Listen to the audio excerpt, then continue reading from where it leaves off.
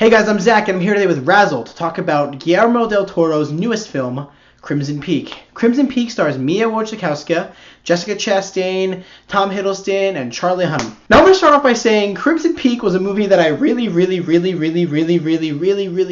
enjoyed while watching it in the theaters. Now when I got out of the theaters, that's when things changed. I sat down in my car and talked to it with Alan, co-host of Razzle, and we decided that this movie has a lot of plot holes. In fact, it gets very confusing after you talk about it, and if you explain something to yourself, it sounds really kind of kooky, and it is sort of kind of a shock it was made. But Crimson Peak is not a bad movie. In fact, I really enjoyed Crimson Peak.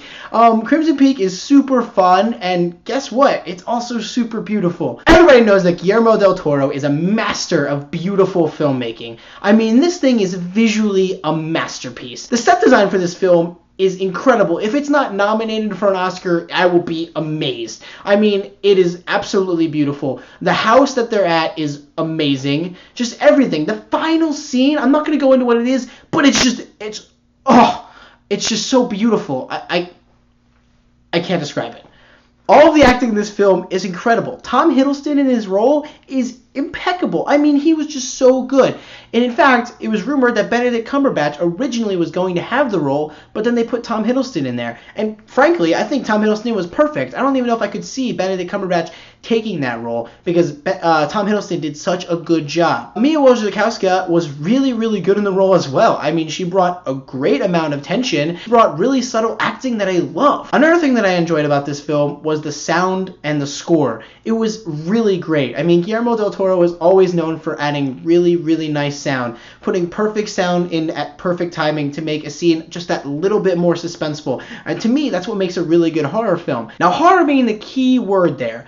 I wouldn't know if I'd classify this film as a horror movie, maybe even more of a fantasy film, because I wasn't really scared. I mean, the ghosts in this movie are scary looking, but the things they do lose their scare factor after the 18th time you see a long hallway and some ghosts happen. Some other good things about the movie, it's really thematic. I really enjoyed the themes that were at play during the film and the use of symbolism. Now, the use of symbolism is a good thing and also a bad thing. Now, in the beginning of my review, I talked about how the movie had some plot holes and some issues, and I think those were rooted in the fact that it was so heavily brought about on symbolism. The film had a lot of symbolism, like the color red, butterflies, other things. I feel like they had a lot of importance, or at least the movie made it feel like they had a lot of importance, but then they didn't touch on them. It's like Guillermo del Toro is doing the opposite of what other filmmakers are doing by thinking that his audience is so intelligent that they'll just understand what he means. Other filmmakers are going and making it way too dulled down, way too easy, explaining everything to the audience. And Guillermo del Toro is explaining absolutely nothing to the audience.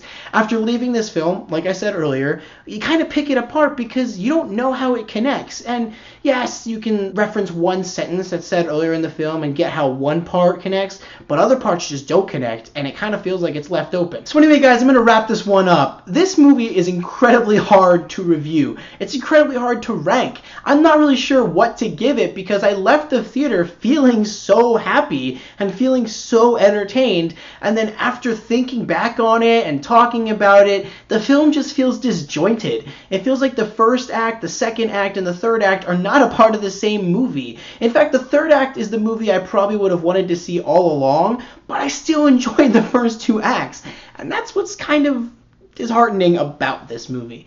That's why I'm going to give Guillermo del Toro's Crimson Peak a 6.5 out of 10.